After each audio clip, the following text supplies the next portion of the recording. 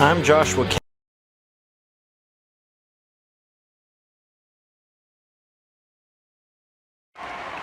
Ladies and gentlemen, let's get ready to crumble! I'm Joshua Kemble, and welcome to Joshua Kemble's Livestream. I've been a freelance illustrator and graphic designer for over 20 years. I was an art director for 9 years.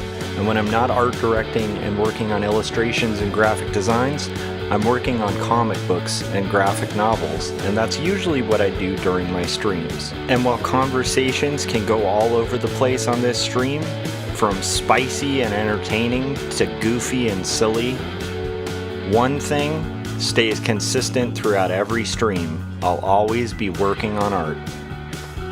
So pull up a chair, get your art supplies out, and get ready for an entertaining show that'll keep you company while you work on your own personal art projects. This is Joshua Kemble's Art Stream.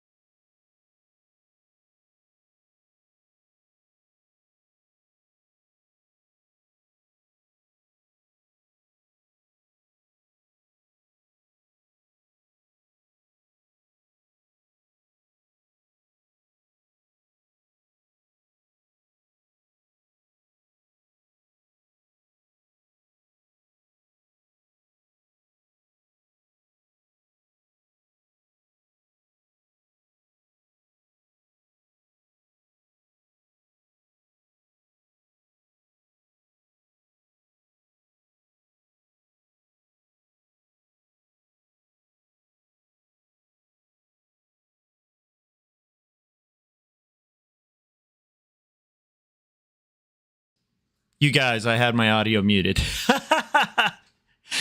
Okay, we've been going for a while. I was asking if everything was going smoothly. I'm so glad, Philip, that you hopped in the chats. We were literally streaming for a bit, and I felt like we were cooking. And I'm still getting used to streaming directly through OBS. You should be able to hear me now. Can you hear me now, Philip? He said it was kind of random that I came on. I'm glad I caught this early. I'm glad you did too.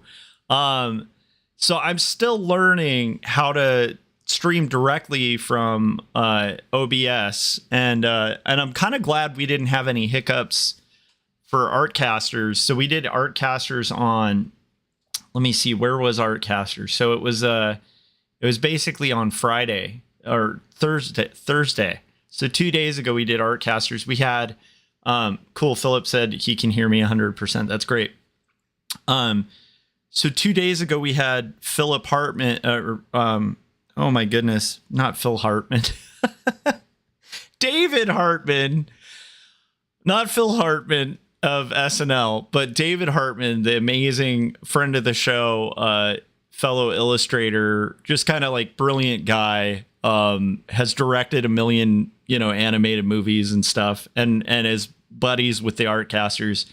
And we had him on for like a really inspiring, cool episode of Artcasters. But we were trying out for the first time doing OBS Direct, and we're basically doing OBS Direct with Video Ninja, which is a little more complicated for Artcasters. And that was my first time having to kind of run the show using those two things. And I'm glad it went so smooth. And I'm kind of glad I didn't make the mistake I just made now with it. But yeah, so I'm forgetting that after we do the Video Ninja, I have to make sure that I'm muting this mic in order for things to go smoothly. So I'm kind of glad that did happen. Anyhow. So I mentioned at the top, while I was muted, apparently, what I had mentioned was that I had a late start today. So today I woke up, I thought I was like ready to go. And then I realized I was really exhausted. So I ended up sleeping in after a cup of coffee. That's usually a good sign for me. If I've had a cup of coffee, like if I wake up and I'm sleepy, that's just normal life. But if I've had a cup of coffee and I'm not feeling much better and it's on a Saturday, so I was like, I'll sleep in a little bit. Sleep in, wake up, I'm ready to do my stuff, and I get hit with a massive headache. And I'm like, crap. So I went back to bed.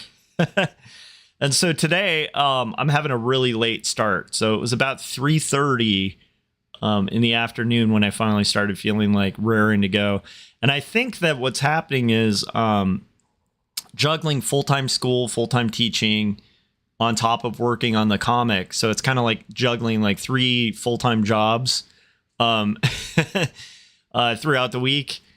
It catches up with you. So usually by the time I hit the weekends, I'll kind of feel like how much I'm putting myself through to kind of do these things.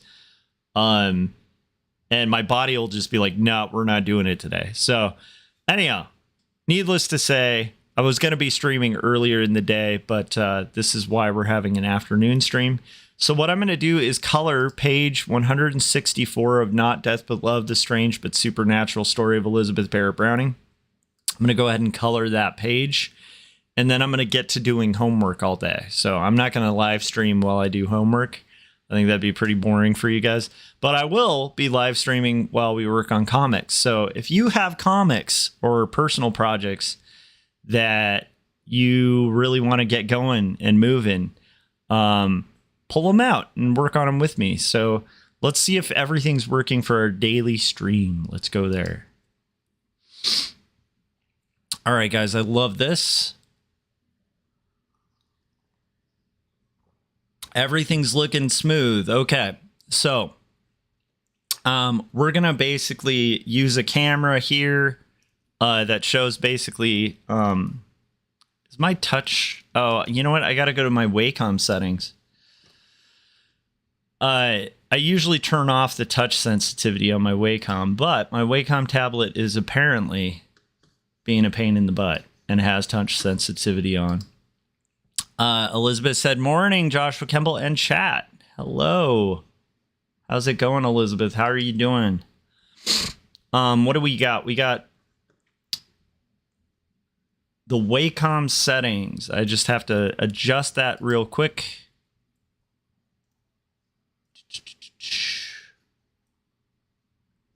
Got to go to applications and get that touch sensitivity off. Kind of glad I noticed that, because that can kind of mess up your flow if you don't want it touch sensitive.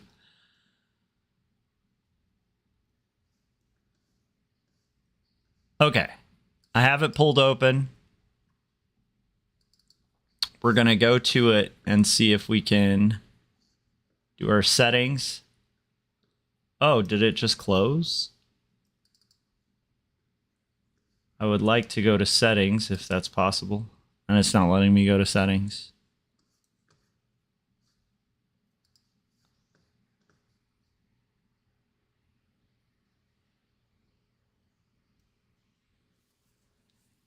Elizabeth said, every day I wake up, hey, I am good.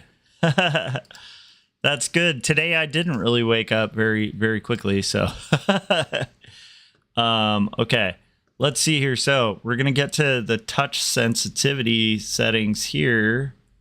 If I can see them.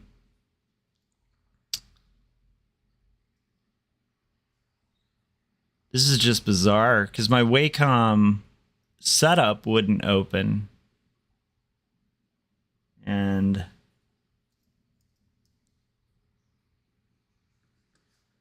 okay, I'm going to try some stuff here. I know one of these buttons does it, so let's find out which one. Touch off. Yes. Okay, that was it. It was just the first button. So all that time, I could have done it. Okay, now I'm going to get into working on the artwork. So here's something that Elizabeth said some days are sluggish. I understand. Yeah, it's a mix between.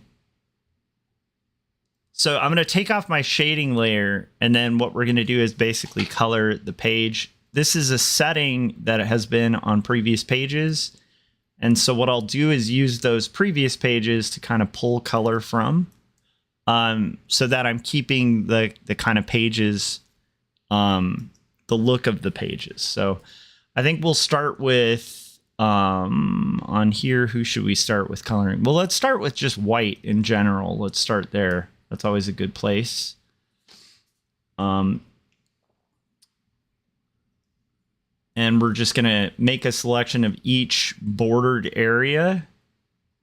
There really isn't a lot of dialogue on this page, which is good to know. That makes coloring a little bit easier. And I'm just going to do basically the thing. Yeah, it was definitely a sluggish morning. It's funny. I have felt just a sheer mix of exhaustion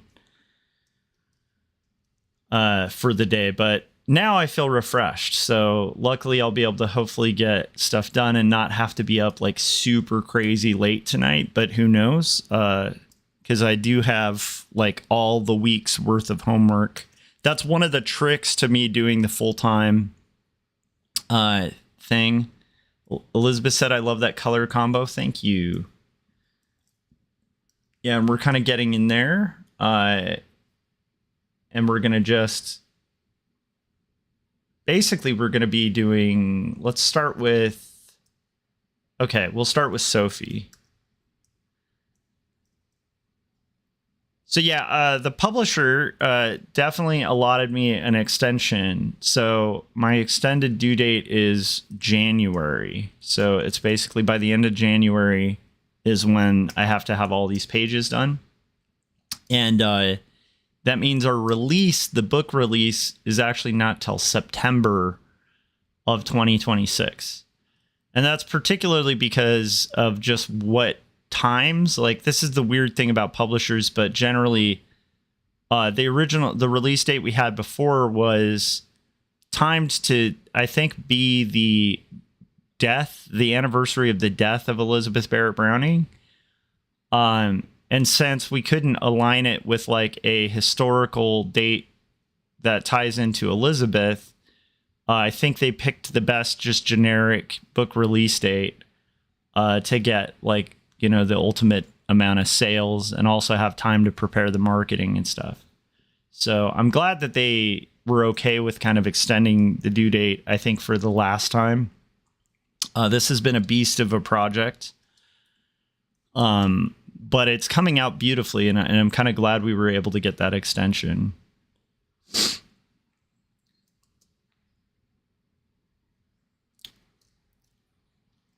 Now, on like work for hire projects, I think I never really needed extensions. I think I've basically never really missed a deadline on work for hire stuff.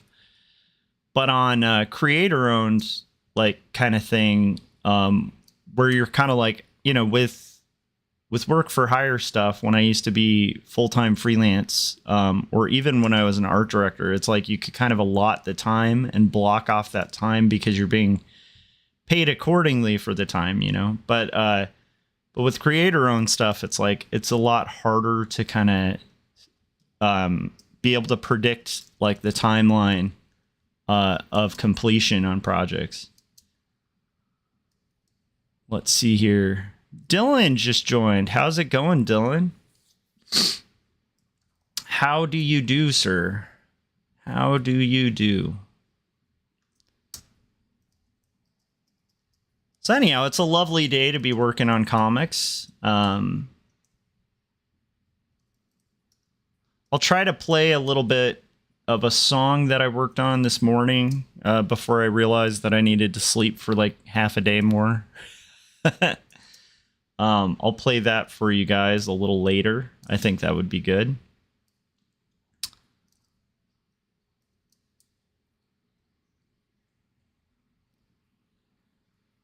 I've been thinking a lot about art and fear lately, so I'm going to talk about that a little bit. I've been teaching some kind of early foundational stuff for the school I teach at, and it's gotten me thinking about what prevents people from drawing, like a lot of the time. There's this kind of thing you'll see with newer artists where they'll stare at a blank page, almost terrified, and really be afraid to just get going and make like a first mark on a page. And it's like a visible fear that people have of drawing, when they haven't really mastered it. Which, by the way, none of us master it, but as you get more seasoned at drawing, you get less and less afraid to kind of do it. But it got me thinking back to like my past a little bit as an artist, because when I was younger, I used to have that happen a lot. Not as often. I don't think it's really hit in a long time. But when I was younger, I definitely had nerves about that, or like creating art in front of people used to make me really nervous. And I remember I like a good example, like there would be like art meetups where everybody's kind of jamming on drawings and stuff. And there were times where I would be at like meetups like that and I wouldn't want to do anything because I just felt like, what if I screw up, you know? Like, anyhow, it's something that's really interesting to me because yeah, Elizabeth said, I love to draw, was always doodling in school books. Yeah, I loved to draw, for sure. But there was something for a long time, and I've talked to other artists who had this too. Like, I would get like a sketchbook as a gift because I did like drawing as a really young kid. And I would be like nervous about using the pages in the sketchbook because I'd feel like I'm going to ruin this beautifully pristine thing, and I want every drawing in my sketchbook to be perfect. You know, it was like this desire for perfection. So anyhow, I've seen it cripple artists, but I've also seen it prevent artists that are seasoned artists from like working on personal projects, because I think there is, like, in art, there's a fear of failure. There's a fear of, and of course, like, the more you do it, the less fear you're going to feel. But I think there is a fear of getting it wrong, or a fear of committing time to something that doesn't come to fruition. There's a lot of fear before you make art. And Elizabeth said, I don't have any talent, but I do it for myself. That's good. I think talent is a myth. I think there is some sense to talent, for sure. There is something to be said for talent. So I won't, I think initially I said talent is a myth. It's not an entire myth. There's some people who take to it quicker or more readily than others, or when they learn the skill that is art and drawing, they have like some innate ability that they didn't earn. They didn't earn through hard work. It just is there. And so I guess that's what I'd call talent. But at the end of the day, to the extent of the idea of people who can draw having talent, I think that's partially a lie, because I think that you can learn how to do art. You can learn, like, people who cannot draw can learn how to draw. It's kind of a it's a trade. It's a skill. Now, don't get me wrong, there's talent in it, but the talent isn't much different than there's some people who are more talented at woodworking than other people. You know what I mean? There's some people who maybe like know their way around an engine of a car a little better than other people. But it is definitely one of those things you can work on.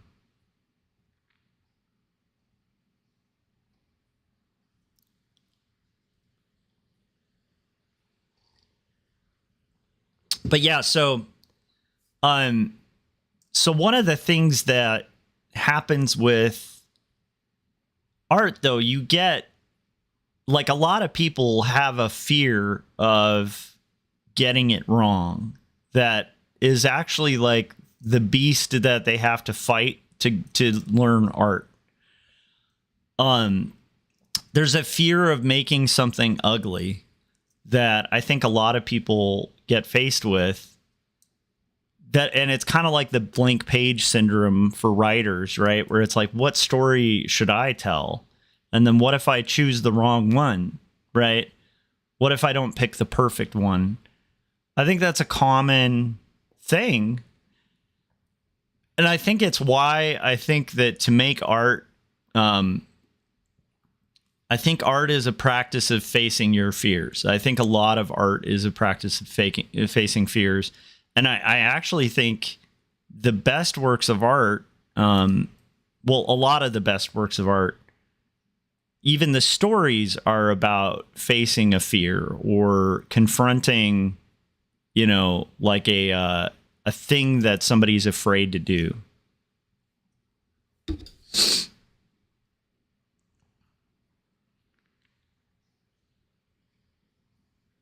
And so it's one of those things.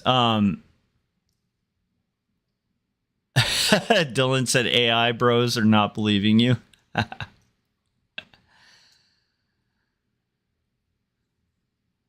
Yeah, I think that's what drives people to use AI instead of like learn it themselves. I think other than, there's commercial reasons people do that, because it's a quick buck. But it's like, I guess my point is that that like your first few drawings are gonna suck, like they will. When you first try to draw a portrait of somebody from life, you're afraid of it because, and not you, I'm just saying the hypothetical you are afraid of it because it's gonna suck. Like, and nobody wants to make something that sucks. It's kind of like when you first pick up a guitar, you know, you're not going to just be a virtuoso when you pick up a guitar. Now, there might be like one person in the world who like picks up a guitar and automatically know all their scales and can do all their chord formations and stuff. But even when you first start learning chords, like they sound clunky and weird, and it's like it takes practice and work to like get good at things. But also like hesitation and fear.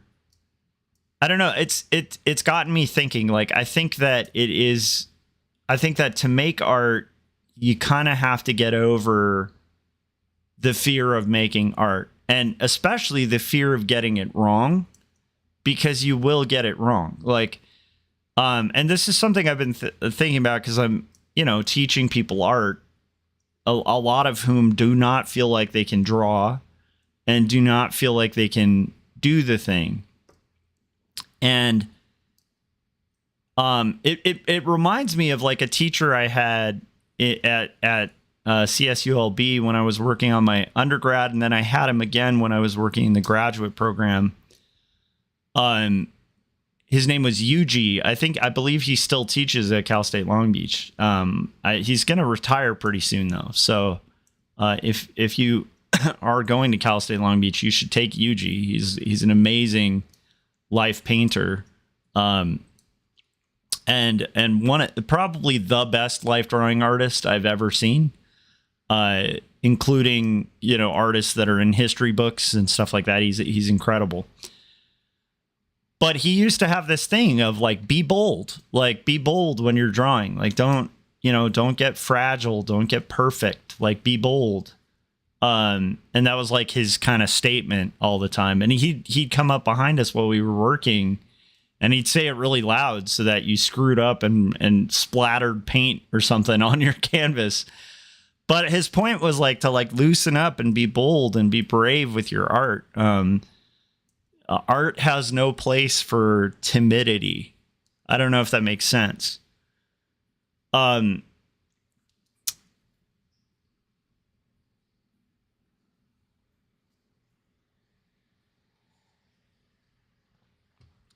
Interesting. Elizabeth said, my art has been converting childhood photos into shorts that are meaningful to me, and hopefully someone enjoys them and gets a smile. Nice. Short animations or short comics? Or films. Yeah, so I guess my point is it's gotten me thinking about personal projects and why people do the thing where they start a project and then abandon it. Oh man, I'm gonna need to take more allergy medicine. I am just not doing good today, guys. Like, I had a massive headache. Now I've got my allergies kicking in again. But I'm blessed. Like, it's not like I'm not like severely sick. That's good. But anyhow, my point is, yeah, you just kind of have to do the thing. And I think that, too many people think not doing the thing they feel like they're meant to do is the safe choice. And I think we're in a world. This is me just thinking out loud while I'm working on colors and stuff. And by the way, if you guys have any questions or topics you want me to touch on, let me know. But art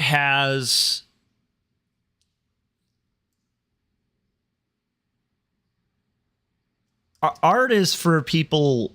The thing that makes somebody an artist is, this is going to sound so like self-congratulatory or whatever, but I think to be an artist, you have to be brave. You can't be playing it safe.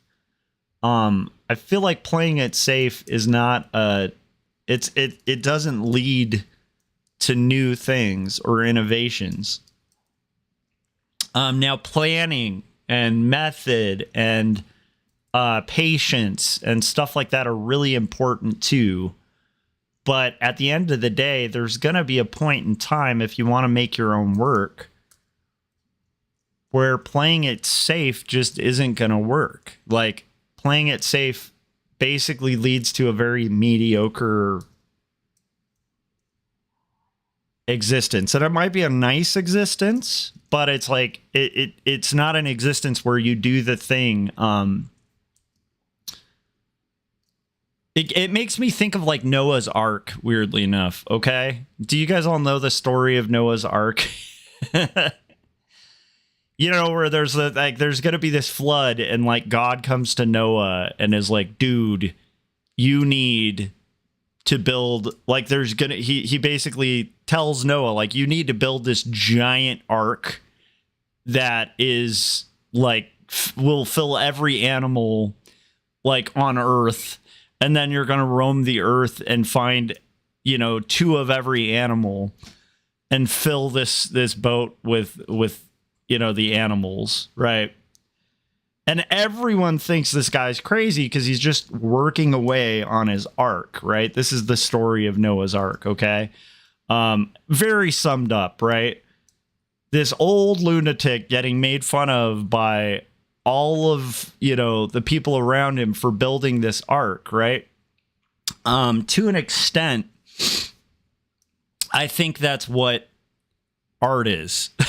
Like, art is that weird arc that you feel like God, you know, whether you believe in God or not, you should feel about, I think, and this might be hyperbolic and ridiculous, but I think the best art that people are making should be something they feel like God himself told them to do.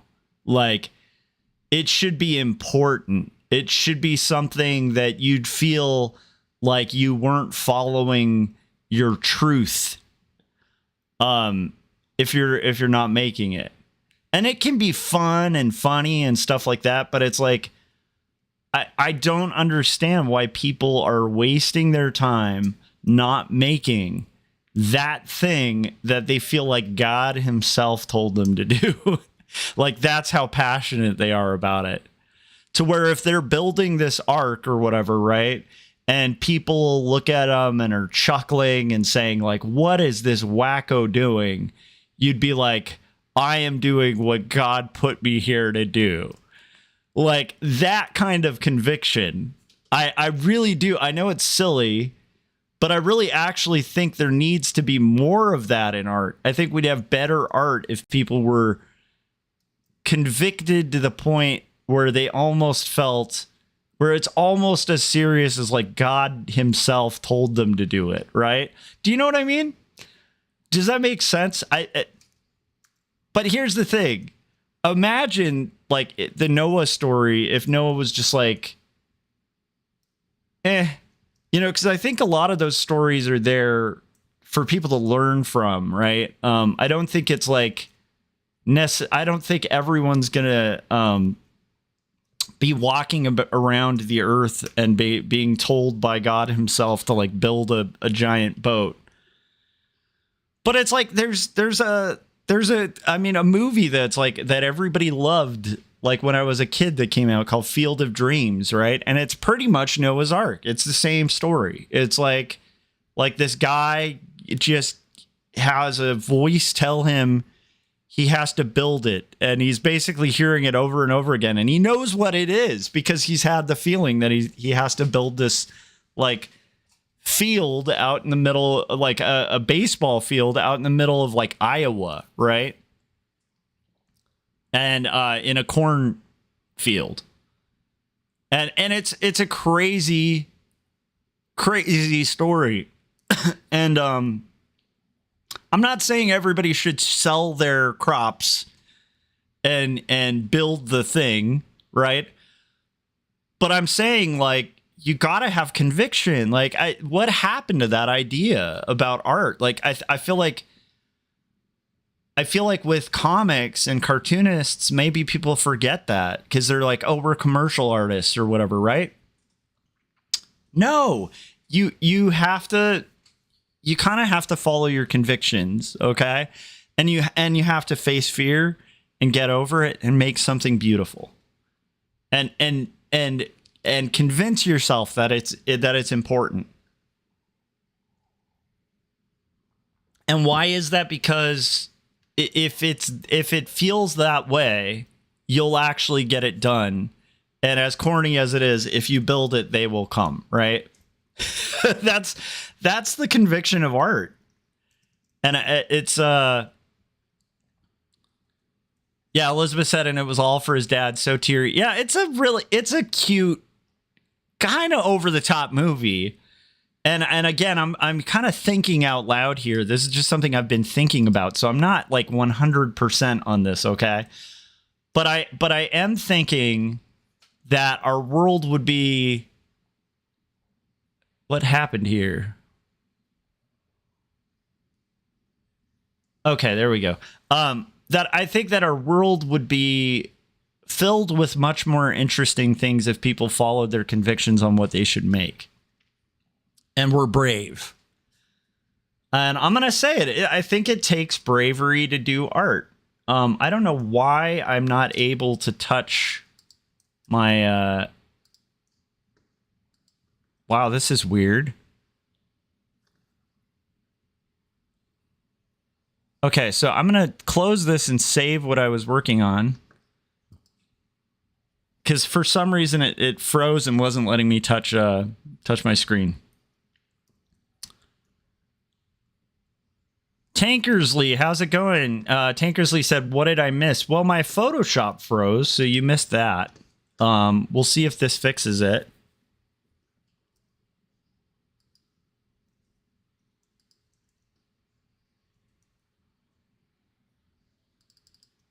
Oh, is it?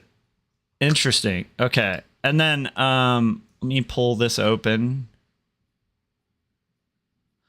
We've got 164 here. I'm going to pull open 163 too. Okay. Okay. Now we're eye dropping. Now we're eye dropping with the real folks. Tankersley said, what did I miss? Other than that, we're just working on coloring page 164 of Not Death But Love, the strange supernatural story of Elizabeth Barrett Browning. And we're talking about art and how people... how I've been thinking about fear and art and how the act of making art in a weird way should be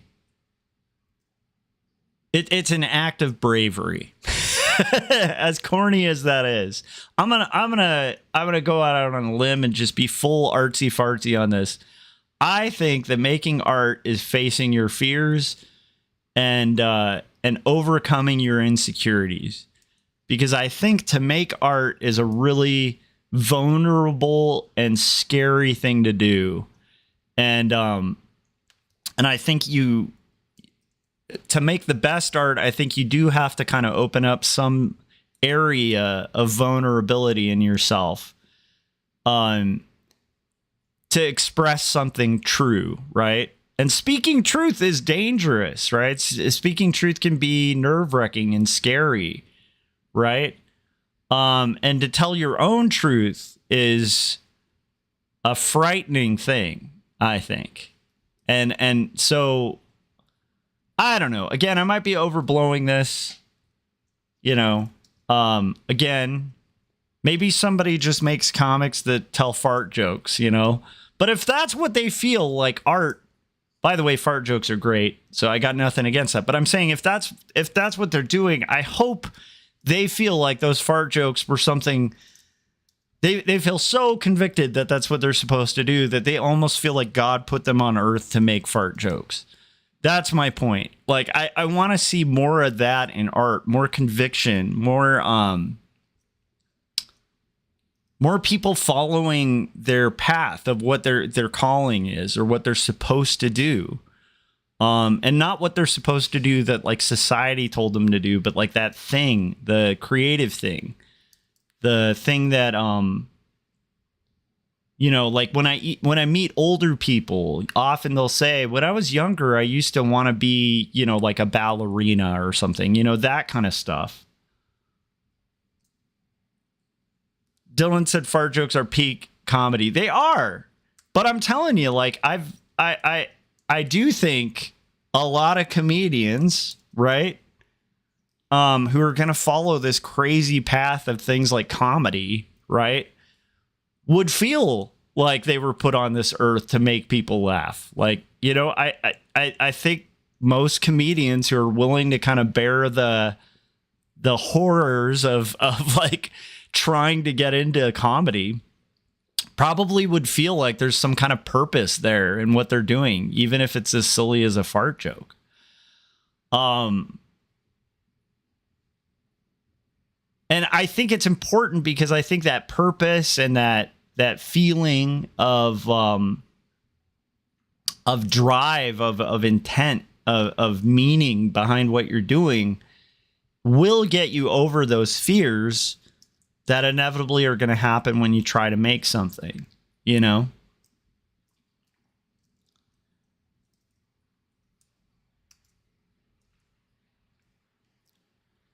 Elizabeth said, I watch Chinese dramas. Some of the best lines are like a fart.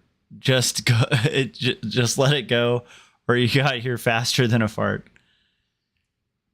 It's true.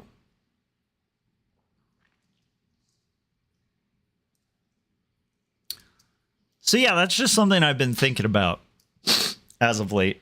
And I'm getting hit by really bad allergies. Ooh, excuse me. And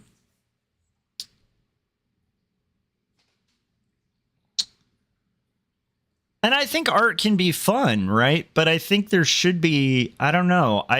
Maybe I'm overthinking this, maybe I'm blowing it out of proportion, but for myself, I feel like when I'm making art, it should be something that counts. Like I should be trying to make something that counts. To me, I want to see people make something they think counts. Right? When people are making this stuff, I want to see them swing for the fences. I feel like there's too much like mediocre stuff. Elizabeth said, bless you. Thank you. I feel like there's too much mediocre stuff. There's too many people writing crappy songs that they don't feel, you know? Or not writing songs at all. You know, it's like, what is the point of doing this art thing? What is the point of it? Like, the point of it, again, I really do think it's, I honestly, I'm hypothesizing here, but that's why I brought up like the Noah's Ark thing, right? I feel like that's a good analogy to like what we're doing here on this planet, you know, like, which is, you know, what is your calling? Like, what's your thing that you're supposed to be doing? And are you actively working on it today? You know, and are you convicted by it? Like, are you so convicted by it that you'll be that lunatic old man, like working away at it, even if everybody in your community is like, this guy's crazy? You know, like, I feel like that's that. I don't know. I think that you got to have a little bit of that with what you're doing. I really do think so.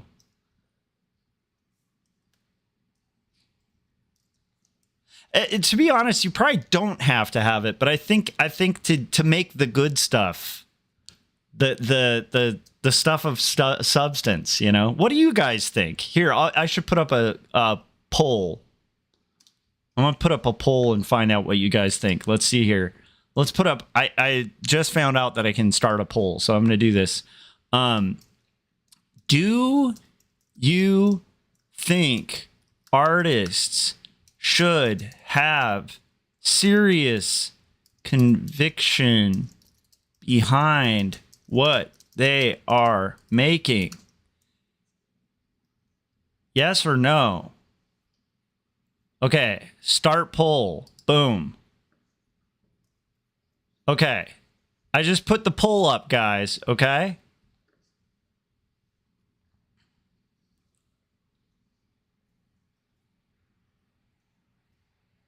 Tankersley said, you just said, put up a poll. See, that's conviction there in humor. That's true. I would have made the same joke, Tankersley.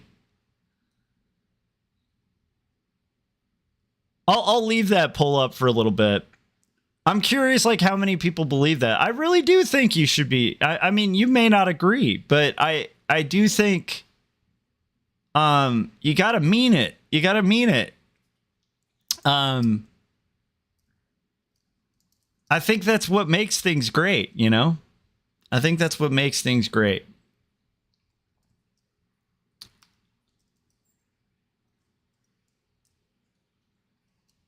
And not every swing has to hit the fences, right? You know what I mean? Like, not every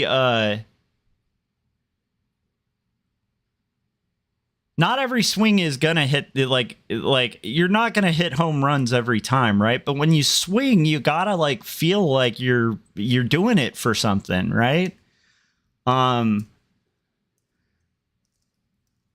don't know. You know, that's kept me going for this book. I know I'm making a good book here. And it's, you know, we're 164 pages in. I got about 50 or so left to go. And it's like the thing keeping me in it is I know this is going to be a beautiful book. And not only that, it's a book that needs to be out there. Like, it's supposed to be out there. It's a good book. And I'm doing the thing I was supposed to be doing, like my little arc, you know, out in the you know, when the flood comes, this is the arc I was supposed to build, you know. Sometimes it sucks. Sometimes I don't want to work on the arc, right? I don't want to build the field. But it's like, but I have that conviction behind it. So it like helps me get over that, like, you know, the complacency or the apathy that can hit when you're making stuff. Does that make sense? Thanks for voting in the poll, guys. I'll leave it up for a little bit. That's cool that I can do polls. I didn't even know I could do polls before. Tankersley said I voted no, because it's not a requirement. Not all art has to be the Mona Lisa. Sometimes it can just be Beavis and Butthead, but it should matter. Like, I mean, like Beavis and Butthead was a passion project like that. You know, Mike Judge is a really good example. He really cares about those things. He does feel like those are what he's supposed to make, you know? If you ever like listen to interviews with Mike Judge about even the creation of Beavis and Butthead, it's like a real passion project. Like he got inspired by a kid who was in one of his classes, and it made him come up with these characters. Like, I guess there was a kid who was like exactly like Beavis in his class, and he was like, that would be like the best character. Jim said, insert poll joke here. You're second to the punch, Jim. You're second to the punch. I don't know. I mean, I do agree with you, Tankersley, in the sense that there's more nuance to it. Everybody has different reasons for what they're making. But for me, the stuff I'm interested in is you should be making stuff that you care about. And if you don't care about it, why should I? Like, that's kind of my opinion of it, you know? And there's stuff out there that like people dedicate serious time to making stuff they don't feel like they're here to do, just so that they can eventually someday over the blue moon that never comes, you know, work on the thing they're supposed to do. And it's like, I think that's the thing. You should be working on what you feel like you're supposed to be doing. I'm really passionate about this one. Dylan said, be original, Jim. God. Jim is original. He's the OG. He's one of the OGs from the J Boys, okay? Jim and I have a gang called the J Boys, spelt with a Z.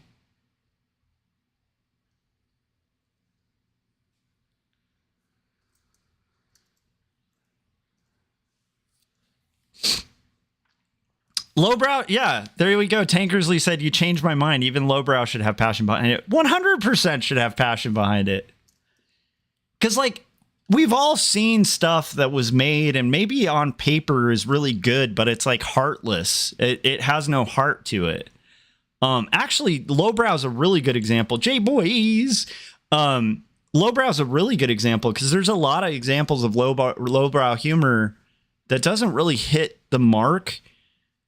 Because they aren't sensitive about their characters. Like, I feel like the best lowbrow stories have a sincere love of their characters.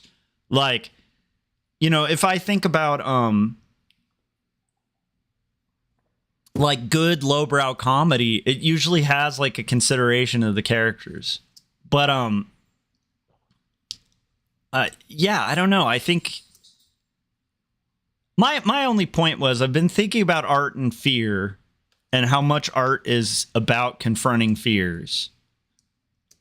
And I've seen this especially with young artists where there's a fear of getting it wrong. And you got to overcome that fear of getting things wrong because you will get it wrong, and that's okay. That's kind of the part of art. That's the whole art thing, you know. That'll kind of prevent somebody from making like a line, you know?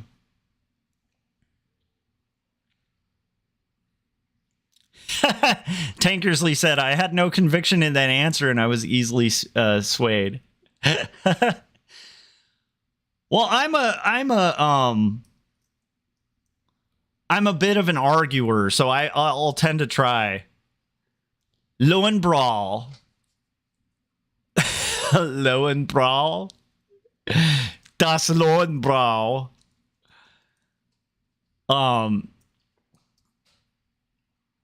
Here's to good friends. I love that. Yeah, I don't know. I feel like this is all just stuff I've been thinking about, but it's like I do feel like I know I've talked about like authenticity on here and stuff like that. That's one of the things I really love in art when it's authentic. We had David Hartman on like on Friday to talk about, you know, just his amazing Kickstarter right now. And it's like a B film, you know, like what he's making is like a very corny, campy B film. Intentionally so, right? But he did kind of point out even then, like, but it's real sincere for him. Like, this is the thing. Like, if somebody handed him like a bunch of money to make a film, that's the film he would make. You know what I mean? That's like how passionate he is about it. So he's bringing that passion to something completely lowbrow. And I think that is art. I think that's kind of the thing. You should have that passion behind it, you know? Because, yeah, that's the weird thing with art. You can kind of tell when it's not that great. Authenticity is the best city in the world. It is. It's the best city in the world. I don't know. Like, I'm even thinking about, like, crazy people like the Winchester Mansion. I want to live in a world where the Winchester Mansion exists, even though the lady who built it had severely lost her mind. You know, it's really cool that exists and that she thought that she was supposed to build this thing, and she was so convicted about it. Like, she thought, if I don't do these weird caverns in my house that lead to nowhere, right? If I don't just spend a fortune on this mansion to like keep these ghosts distracted, like these ghosts will like escape and like haunt me and everyone I know and hunt us down. So definitely crazy. Like, I mean, the lady was definitely not of her right mind, right? But still, I think the thing is a work of art. Like the Winchester Mansion is a work of art. Toxicity is the worst city in the world. Nice. Oh, Scott said, "Don't speak about passion. Corey may appear. He hates that word. I love that word." But Corey always makes a really good point about it, so I'll try to represent him. Although now I've mentioned Corey, and if you mention Corey in chats, he's like the Candyman. He will appear. You can't mention you can't mention the name of Corey without basically summoning Corey Kerr. But I'm going to go as far on a limb and say I want to see that crazy person's conviction. Like, I want to see the thing, because like the Winchester Mansion is still amazing to kind of go to, because she was really convicted. Like, she wasn't faking it. She wasn't like, oh, for fun, I'm going to make a haunted house. She was like, sincerely thought this was a real thing. That was like her arc or whatever. I think we all need to be working on our weird arc that we feel like we were supposed to do. You know? Is that crazy? I think that's what we're supposed to do.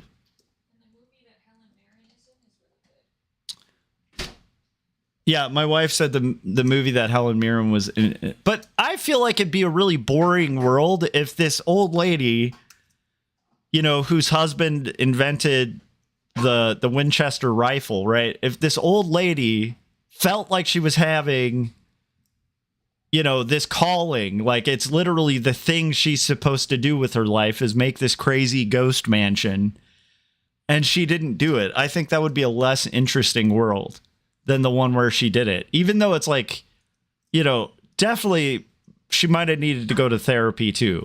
But my point is, I want to live in a world where people follow their passions a little more, like where they listen to that, you know. Yeah, like that. Well, that was Maya makes a good point. She was like, I mean, it probably didn't hurt her that she was rich and eccentric and weird, so she could get away with just throwing a fortune into a house full of doors that lead to like a 2-story drop out the window. Like, but yeah, I don't know. I feel like make your quirky, weird thing, even if it is the Winchester Mansion at the end of the day. Make it, like, do the thing, you know? It makes the world a better place, you know? Oh, no. Jim's invoked 2 Corey calls, right? You mentioned AI. He said, I don't believe in Corey. It's just an AI construct. We got some banger jokes in the chats.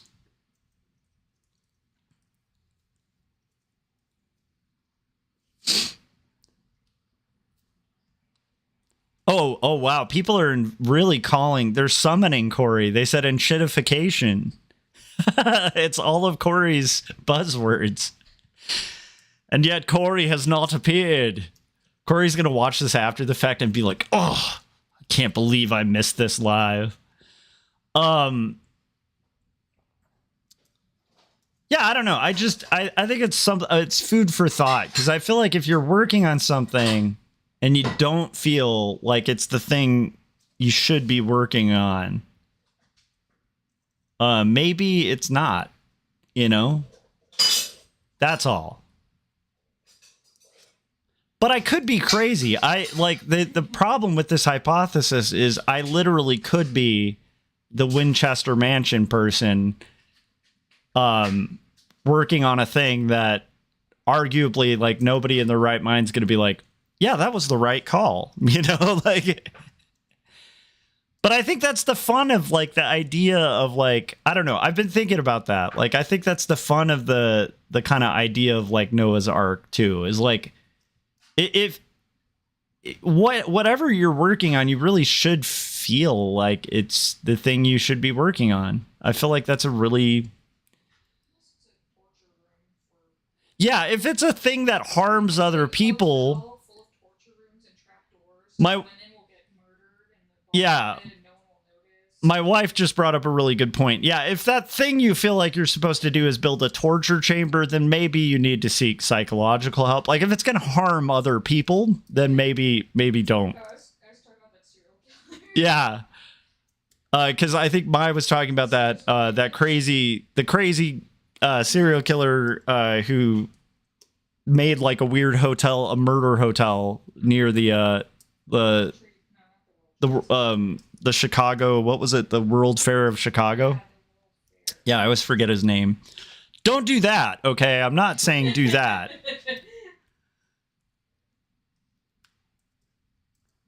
So I feel like maybe that's the one qualifier here is yes, be passionate, feel like you were put on this earth to do it. But if the thing is something that's harmful to other humans, then seek psychological help, because that's probably not a Chemistry teacher. yeah. Dire straits. Don't start selling.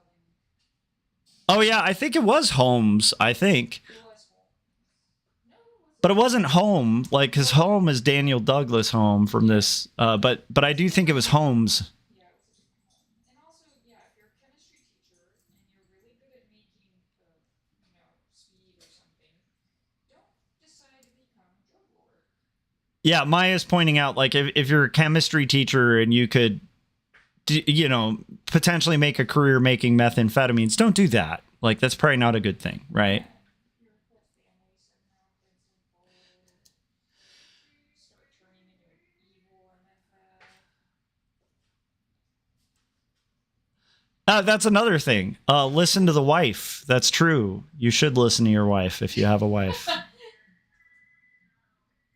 My wife has kept me on the right path, making comics and not murder hotels. But my point still stands though. Like if you're an artist and you're making art, what are you doing if you're not working on the thing you feel like you're supposed to do? Like that to me is the part that I think is the most important part of about what I was saying. So far our poll is at like 83%. So I got most people agreeing with me that you should actually care. You should be passionate about the thing you're making. And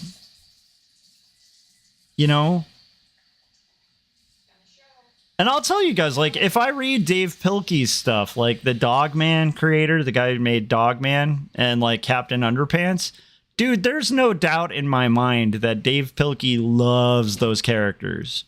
Like, absolutely loves those characters. And the stories are well written because of that. Like, you can tell he might even be drawing those characters if he wasn't getting paid,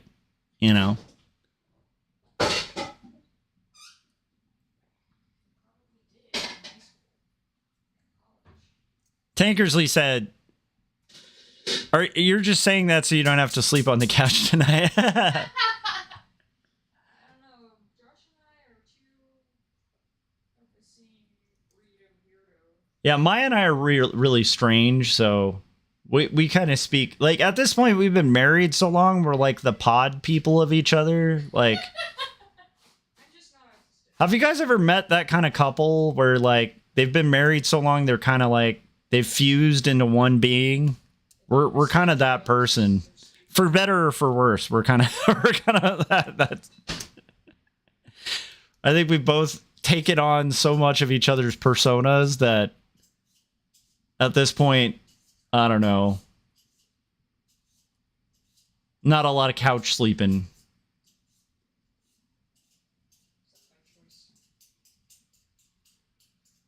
The only couch sleeping times are usually if one of us has insomnia or something. And then it's more like I'm going to the couch so that I don't keep my poor, wife or husband up all day, or night.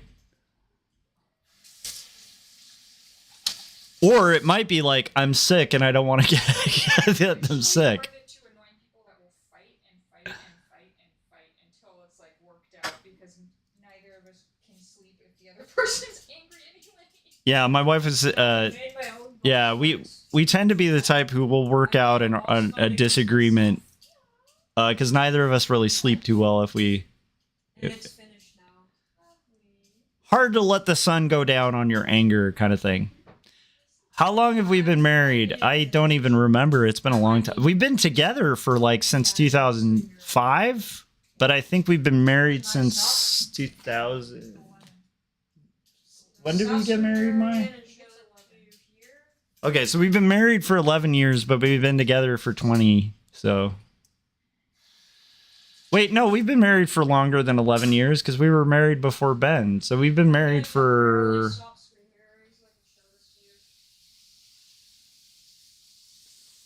14 years, I think. That's crazy.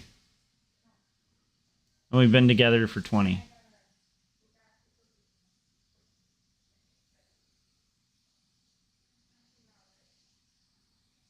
Tankersley said, yeah, you're on the couch tonight. No, what's funny is I'm actually more of the one of the two of us that'll remember like anniversaries and stuff. Isn't that weird? My wife's a different kind of person. And it's kind of awesome.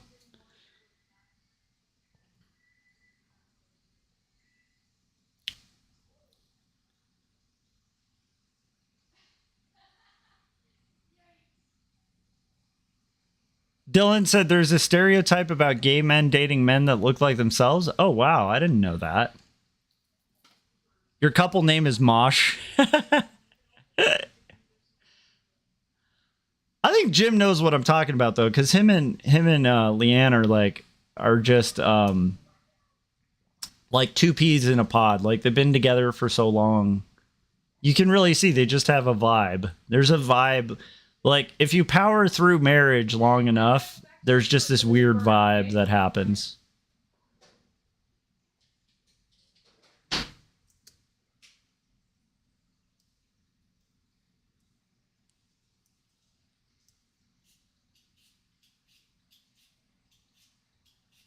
trying to think of a way to combine Jim and Leanne into one word. I don't know how to do it. Jim Lee. Oh my gosh, Jim, are you and Leanne like running DC Comics right now? I hadn't even connected that. Jim Lee, Leanne. Oh, Gian could be it. Gian could work. Are you doing like a Bruce and Angelina Jolie, Brad Pitt merging name thing? You know, celebrities will do that.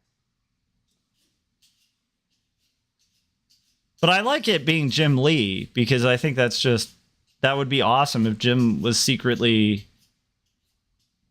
one of the founders of Image Comics.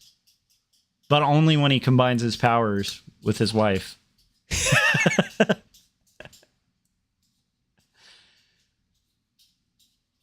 And it would be equivalent to like Voltron or something. It's like, with our powers combined, we'll form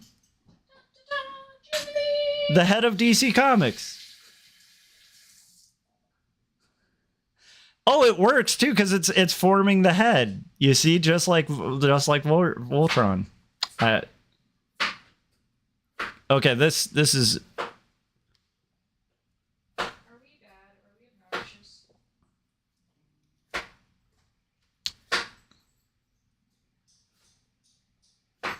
Dylan said there's a new body horror movie where a couple becomes physically one. Yeah, that would be horrifying. Excuse me. All right, so we're going to... How long have we been going here? I'm feeling the hour. I'm feeling the hour hitting. It feels like it is time for an animation by none other than Jim Lujan. I think we're going to play an animation by Jim Lujan. I got the feeling.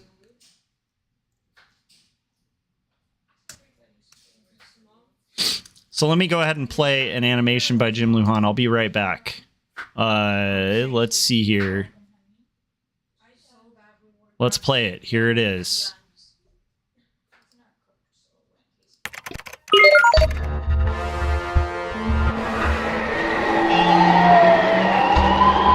Mr. Striker, I have you now. There is no escape. You will tell me where the Kemble files are, or you will die beneath the crushing electric arms of my shocktopus. I hear you chirping, little birdie, but JT Striker ain't no stool pigeon. Very well. You have left me no choice. Bring out the doctor. Say hello to Dr. Hodges. I'm sure you're familiar with the doctor and his work. If by work you mean the murder and torture of innocents, yeah, I'm familiar. I've waited a long time for this moment, Striker, and I'm going to enjoy every minute of it. That's what your mother said. Well, that's a horrible thing to say. You don't even know my mother. Don't let him interrupt you. Come on, man. Look, fellas, we can tango here all night, but it doesn't change a thing. You're never getting the Kemble files. Oh, I beg to differ, Striker. I have certain negotiation methods. Your mom has negotiation methods. Stop it. That didn't even make sense. That's not even... It's not applicable. Listen up, compadres, and listen good. Option 1, I'm giving you 2 bozos and out. You untie me, I walk out of here, and everybody goes home happy. Option 2, I kill everyone in this room and then... You idiot! You killed him! I felt triggered. I've been learning to stand up to bullies. I just read 2 stories. Joshua Kemble's raw, introspective graphic novel chronicling mental health, faith, and the struggle for redemption. I also read Jacob's Apartment, a coming-of-age graphic novel about faith, love, and post-college existential drama. They've changed my life choices. I'm sorry. I had no idea. I too am a fan of the books of the Joshua Kemble. But I'm still going to have to kill you. Kill me with kindness?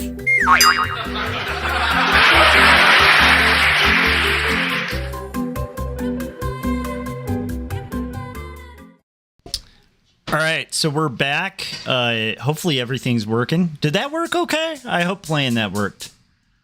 Paul Pate said, good morning. Where in the world are you? Oh, that's a good question, actually. Yeah, because it is well into the beginning of the evening. Although for me, it feels like morning because I slept a lot today. I feel like recouping from overdoing it for a whole week.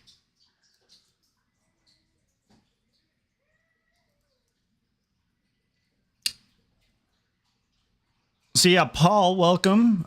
We were talking about whether I was talking about fear and art and how I think for people to learn art, it kind of requires a certain amount of like facing fear and kind of overcoming it, because I think most people innately, before they get good at drawing, have a fear of making something awful, right? And you kind of have to get over that when you're learning art and just go, yeah, I'm going to make something awful. That's fine. like, because you have to do a lot of awful before you do good in art, you know? And even when you get really good at art, like there's still days where you're like, I can't make anything good. It's all awful. Or then you'll feel like you're doing really good in art, and then you get better, and then you realize that you're really not doing good.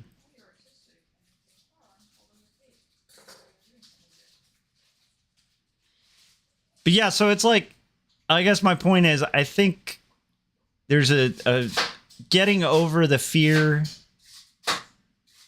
just kind of committing to the thing. But anyhow, that led to a conversation where I was thinking about it, and I was realizing that like the story of like Noah's Ark or like Field of Dreams, like these stories about somebody called to do something that they feel like, why do I have to do this crazy thing? But they feel like, well, I got to, because it's like I'm compelled to. As long as that thing isn't harming other people, I think that's what people should be doing.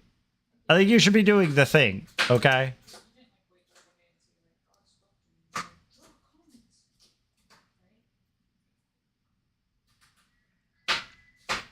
And I'm not saying that it's like, it's literally like you should hear God speaking. Because again, if you actually hear God literally speaking to you, seek therapy, okay? But if you feel convicted that there's something you're supposed to do and you're so convicted about it and it's not harming other people and you're so convicted that that should be the thing you're doing. That's what I'm saying. I want to live in a world where people make cool stuff.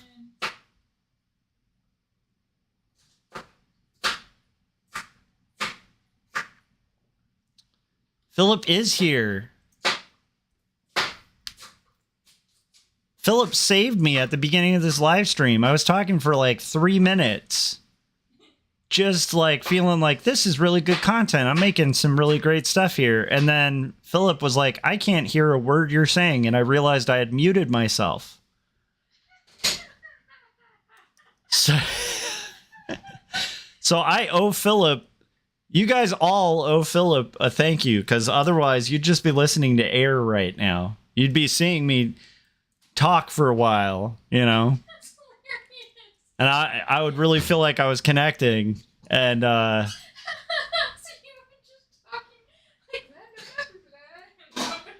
Paul said, I feel conviction to complete my cartoon ad for you. I couldn't believe that. Okay, Paul played, like, he put up a clip of that on Facebook of like part of his animation. And I remember I showed it to Mai, and she was like, that's so cool. And I'm like, yeah, what have I done in my life that's put me in a position where these incredible animators are like choosing to spend their time working on like ads for me, like just for fun. Like, I am so thankful for that, Paul. It's amazing what you're making. I am stunned at the quality of that. It's unbelievable to me. Like, it weirds me out that people, that anyone, much less like, you know, Paul and like Jim, like these brilliant animators, like, I just don't understand why you're doing it. But I appreciate it. It just, I'm flattered and amazed, and I cannot wait to see the final. You guys will be blown away by it. Yeah, Jim was saying, I've had a slight sneak preview of his ad, and it's next level. At least what he posted on Facebook, I just couldn't believe it. It's like, it looks like to the level of like Batman the Animated Series. Like, that well animated. And I'm like, I don't understand, Paul, why you're doing that for me, but I appreciate it and I'm excited. Does that make sense? Because it's kind of like, it's so good. Like, I don't know, it's same feeling I had when Jim started sending me ads. I'm like, I will take them, but I'm just a dude on like doing a live stream, you know, with like a very small readership. I'm not like, I'm not worthy. It's so cool. Paul said, I'm trying to weird you out even more. I'm not weirded out in the slightest by Paul Pate. Paul Pate is one of the best humans. I was fortunate enough to have a couple beers with Paul in person. That was so fun to like meet up in person. We went to Golden Road in Huntington, and it was fun. Chris Caligiua stopped by, and I think that was the first time I got to see Chris's kid. Adorable little daughter. Like, oh my gosh, him and Christina are like incredible parents and incredible artists, and they have an amazing kid, and it was cool. Anyhow, Dylan said, you are worthy, Josh. Don't get in my head. Don't make me think I'm worthy. Is her name Isabella? No, I'm not kidding in the sense of I'm not kidding in the sense that that like when you see the quality of this animation, you will be like, that is actually kind of, I mean, it's so cool. Like, yeah. Anyhow, Paul, also, you're such a good animator. It's crazy, man.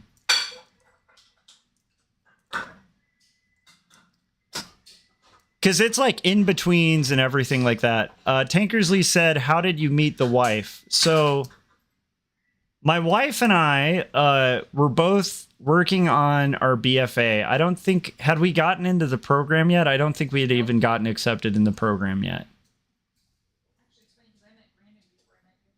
Yeah. And she was friends with a couple of my friends because they had classes before together. And it's hard to explain unless you've worked on like a BFA at like a really intensive program. But there's like this bond that kids get in art school because you're kind of going through like hell together. It's hard to explain. It's a really challenging program. Cal State Long Beach had like one of the most intensive art programs. It's known to have like one of the best art programs in the state. And because of that, like they don't accept everybody into the BFA program.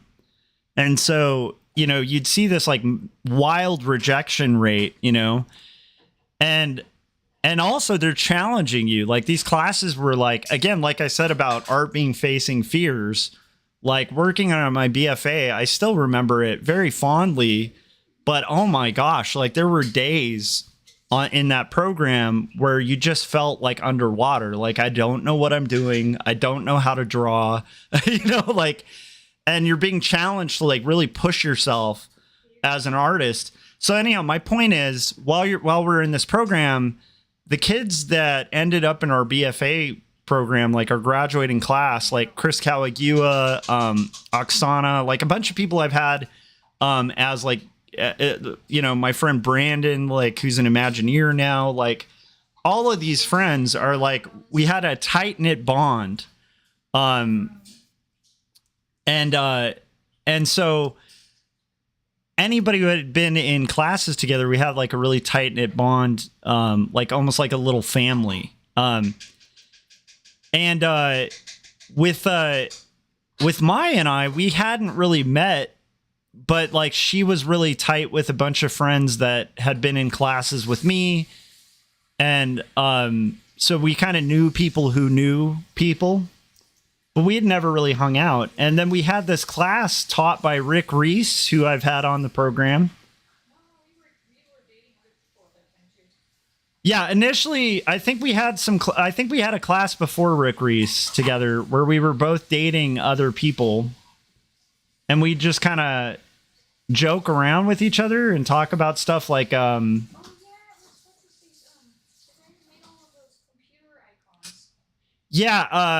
what's his name? Crabtree. This guy Joe Crabtree, we had a class with him and we'd make jokes and stuff. But then we had this class, so we had a second class and we were a little more familiar with each other. We liked hanging out, and both of us were single. And it was like, that was the class taught by Rick Reese. And then one of my friends had like an art project where he had us pose like we were dating. And then I looked at these pictures of us together and I was like, you know, she's really cool. And I would actually like to take her on a date. So I walked up to her, and after class, we were walking like... We're in the field sitting down. Yeah, we're in the field sitting down after class, like out in front of the FA4 building. And I just straight up just told her like, hey, do you want to hang out sometime? And she's like, yeah. And I'm like, but like on a date, like a real date, not like a friend's date. And she's like, yeah. And I was like, okay, well, and I had already pre-thought like what we do and stuff like that. But she actually mentioned that she liked Zatoichi films. And so she's like, I'll bring one over and we can watch a movie. And so like ever since then, we've been dating pretty much. We haven't really been apart since then. She moved in real quick after like, but the neat thing is we were both kind of at a point. Tankersley said, people who love people are the luckiest people in hell. I feel like I'm pretty, I lucked out with because we're both really weird and quirky. And I've been madly in love with her for, you know, the 20 years I've been with her. And I'm constantly wondering why she's with me. Like, even to this day. I don't know, but yeah, she drew better than me in the classes she was in. I thought that was very attractive. It's the yellow fever, Josh. Yeah, she's half Japanese, which is super attractive. She's brilliant. She reads. That was a big one because. Talk shit on you behind your back, and you have no freaking idea what I'm saying. Oh, I hear you. But yeah, she's just an amazing person, and was that was really attractive to me in the first place. Like we used to talk. Some of our earliest conversations were about books and like Neil Gaiman books, and we both like old musicals and stuff. We both had like been obsessed with Strictly Ballroom, the movie.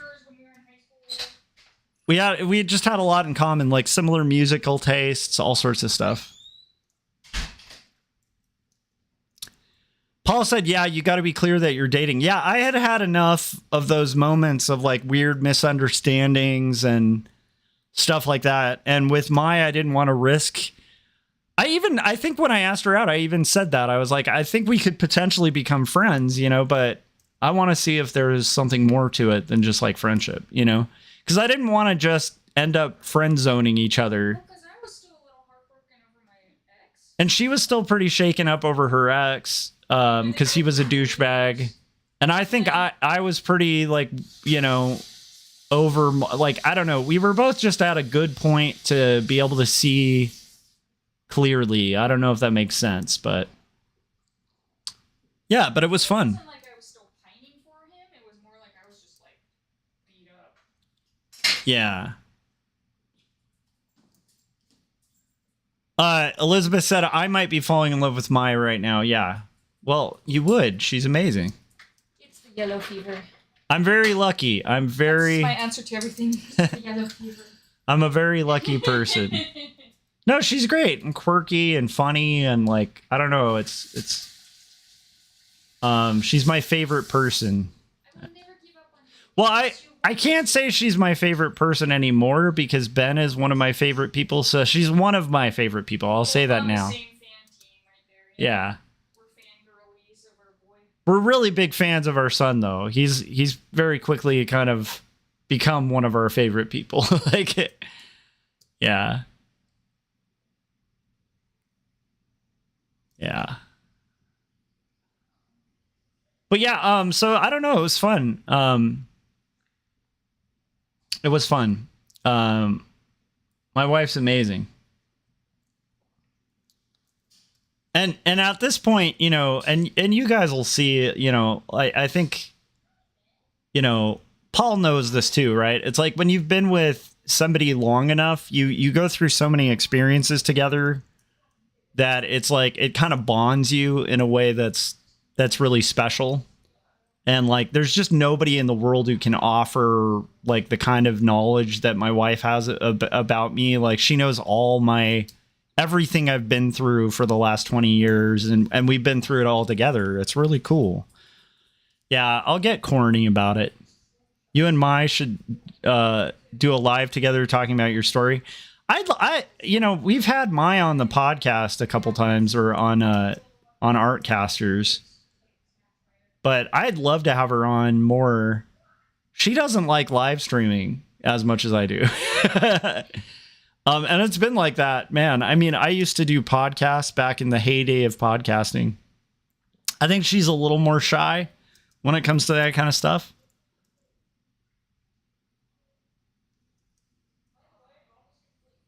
Elizabeth said, I love love. I do too. I'm a sap for it. I think that half of like that's another thing about art, right? Is I think having a good partner is a huge thing in art because there's not a lot of people who would really understand like why on a Saturday I'm opting to spend hours working on this book, because it's a lot of time invested in these things. And so every like art project, every weird up and down I've had in my career, like my wife's had my back on it. And that's pretty cool. The main goal is to try to get the bottle to land in a crazy spot. But yeah. Like, say, this block right here. Jim said she really liked when you referred to yourself in the third person as the Kemble. Man, by the way, there's no... there's no... She was the first person I told the Kemble story to. There's no cooldown between slinging them, so you can sling it as fast as you want. So my son is like obsessed with making these amazing games. Like he's making all these cool video games and stuff. It's neat. It's like I do think the creative thing is like there must be some kind of biological thing to like people who are drawn to stuff. Maya as a guest on Artcaster should happen again. I am not really a professional artist anymore, though. Wait, Mom. She's kind of pursuing other things than art professionally right now, but Look at that. You got it. it would be fun to have her on. For sure. I want to pretend I'm talking crap on her. But yeah, I think she got a little burned out on kids' books. Just like, you know, I think in a similar fashion to like what happened to me with doing freelance, like a couple years back, I think kind of happened to her as well. Where I think at this point, if she does a kid's book, it's probably going to be a similar thing to what I'm doing, where it's like it would be yeah, she'd probably get a rep and do her own thing. Because it's a huge commitment and the pay isn't great. So it's like, why do it for anybody but like something you really believe in? Like I was saying, tying into the topic here, where it's about I think for her it would have to be the arc thing, where it would have to be something she'd really want to do and commit time to and stuff, like not just a money thing, you know.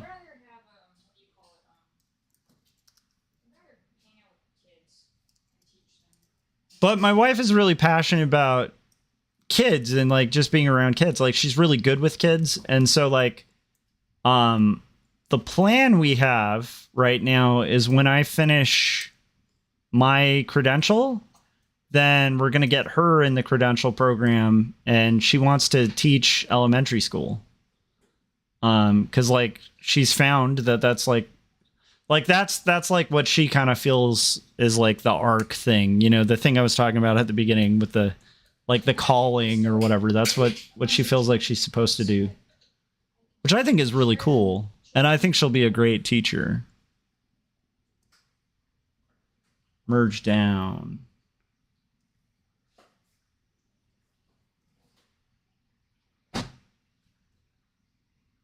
What is this here? Dylan said, I'm a lover boy with no experience with love. Well, if you're in your 20s, that's pretty normal. Yeah, don't lose hope. It's funny. I think it might have been right before meeting I think it was Rick Reese, who was our teacher actually at the time. Who I think I was talking, because I befriended Rick at that time, and we've been friends since, which is crazy because Rick and I have been friends for like 20 years. He's the chair at the at Cal State Long Beach now of the illustration department. But anyhow, he I think told me, because we had about 10 years on each other. He was about 10 years older than me. And I used to talk crap about people who had kids and also about love all the time. And he told me, he was like, dude, I'll talk to you in like 5 years. You're going to be in love and probably have kids. and what's funny is and he did do the common thing of like, you know, the love thing happens when you're not looking, that kind of thing. And it kind of did. That's kind of what happened. And then the same thing with kids, like just my mind changed on it. But yeah, don't settle. Don't be with somebody. You know, if you get that feeling, like it, you know, don't be in a relationship just for love's sake.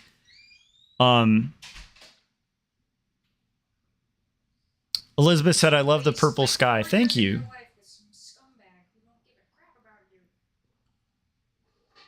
Yeah, don't settle.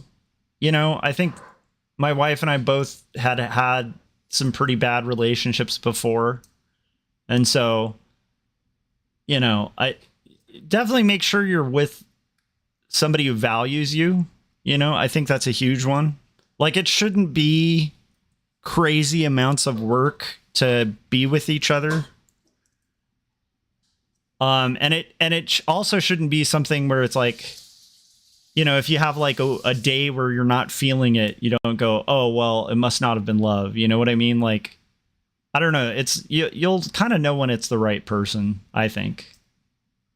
Because I think my wife and I, like, I don't know, it wasn't very long before we realized like we probably would want to be together for like ever.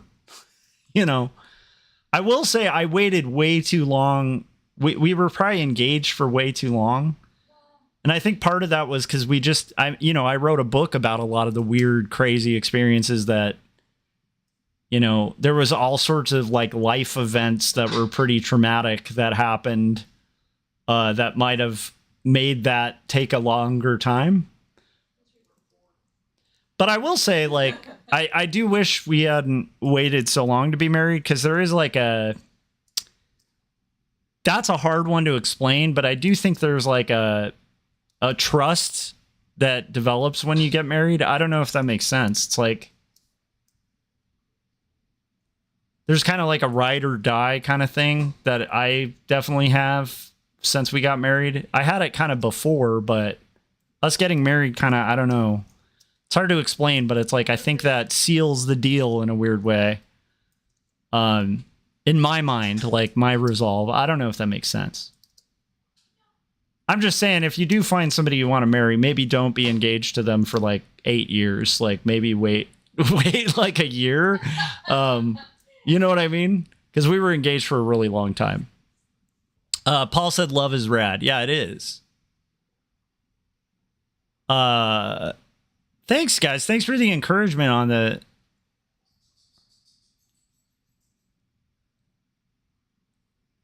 Dylan said, in the gay world, I'm a black sheep. Yeah.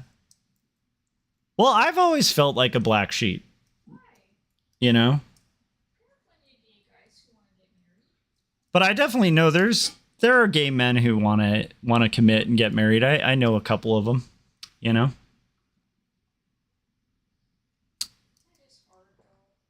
But it is, you know what it is? It's just hard to find people. Like, I have, you know, friends and stuff who are single, and I think especially at the age I'm at, like, I think it's hard for people to find people who aren't crazy.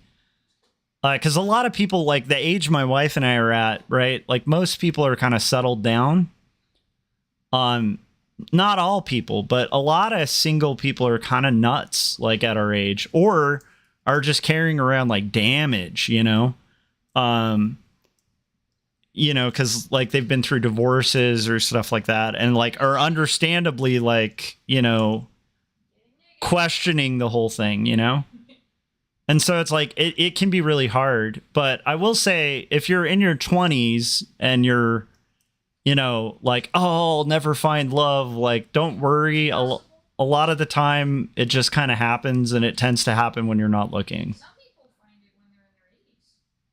Yeah, some people find it when they're in their 80s. I know my grandpa. Okay, my grandpa on my mom's side is the coolest dude in the world.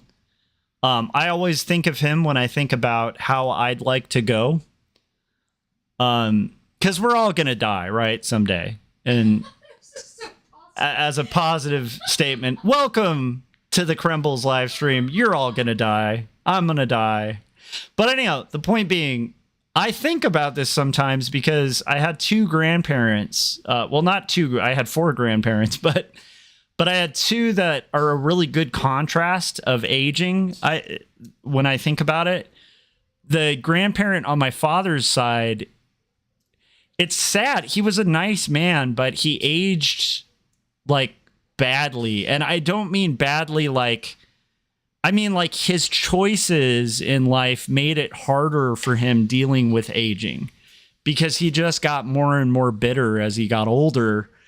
And so he's really like a really unhappy, angry, kind of bitter guy. And I remember this vividly when I was a kid, because it just would stand out in such contrast with my other grandpa, who was just stoked. Like every day was awesome for him. And anyhow, my grandpa on my mom's side, who aged really well, his wife passed away, and they were like incredibly close. And 10 years later, he met this other lady named Edith at the old folks home, and they were playing bingo and hanging out and had a lot in common. And then, like, before you know it, they're married. And so, like, even a person who's lost someone who, like, it's not like he didn't love my grandma. Like, they were, thick as thieves. It's just like, even people can even find love again, when they've been through tragedy. So I've seen it, that grandpa I want to be like, because he was the coolest guy in the world. He was happy. He was having a blast up until the last day of his life. He was loving all the senior benefits too. Like, I'm not kidding. He would go to the senior center all the time and make friends all the time. Just a really good dude. And I mean, he had reason to not be happy. He served in World War II. Like, he lived through like multiple recessions. He lived through the Great Depression. He had cut off like some of his fingers, like at a job. Like, there's a lot of stuff he could have wallowed about. Cause like, he was an interesting guy. He was missing fingers, he had a lot of stuff in life he could have wallowed about, for sure, but like, he was just like chose to be positive, and it was a really good example.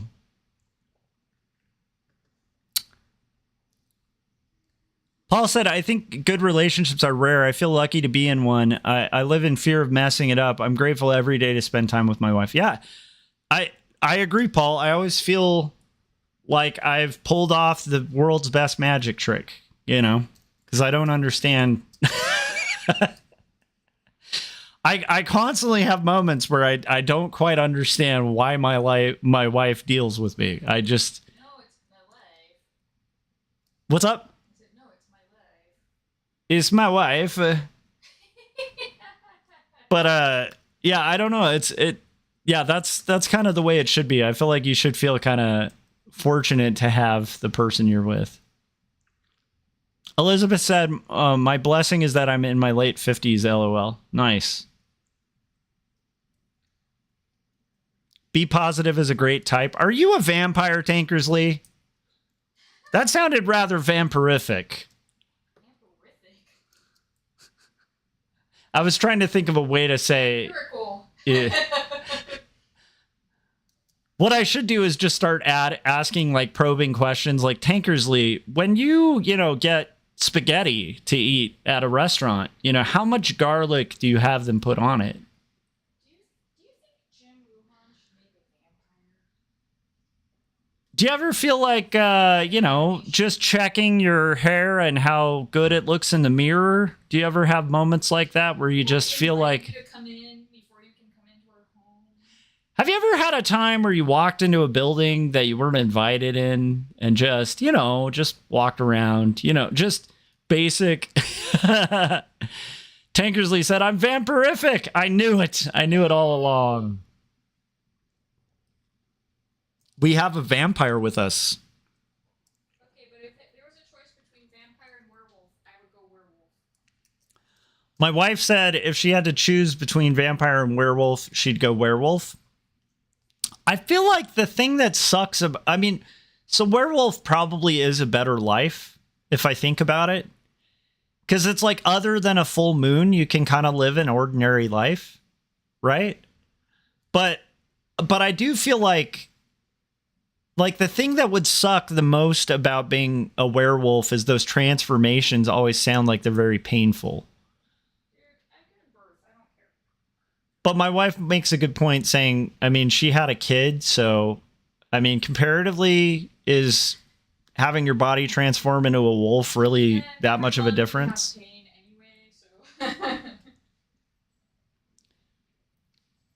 so. I used to be the guy who'd say I would choose vampire, but at the end of the day, I probably now that my son had a whole werewolf stage where he still is pretty into werewolves. Like, he thinks werewolves are awesome. And so that has changed my opinion of werewolves. Come on, they're super strong. Yep, super strong. There's like, you know what it is too? The werewolf thing's kind of cool because it's like you'd have one day a year where you could just be an animal. Like, you know what I mean? And then like the rest of the time, Family reunion where you go out to the middle of nowhere and everyone just wolfs out. yeah, you just wolf out with your friends, you know? And plus, like, you could be really good on the basketball team. I mean, you can like surf like the roof of cars and stuff. I totally forgot that movie. Oh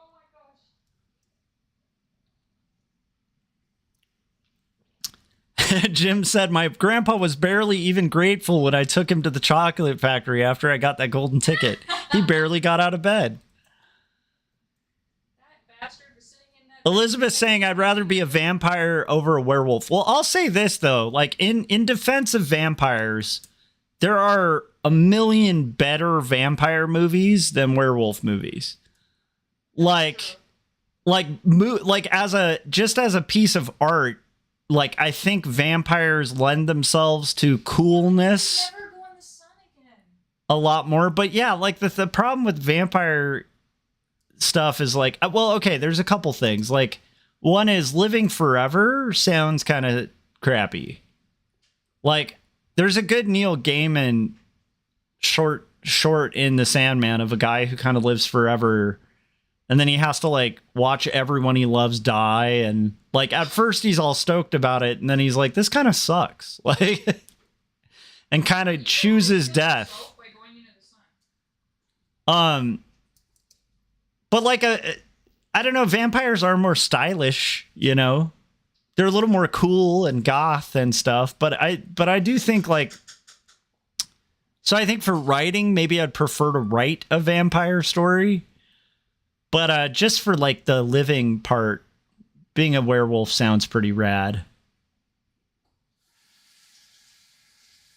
Because you could still kind of live like a functional If I life. was a werewolf, I would move to Africa and like go around helping the poachers. I mean, the anti-poachers. Oh, my wife is saying if she was a werewolf, she'd like go to Africa and like attack poachers.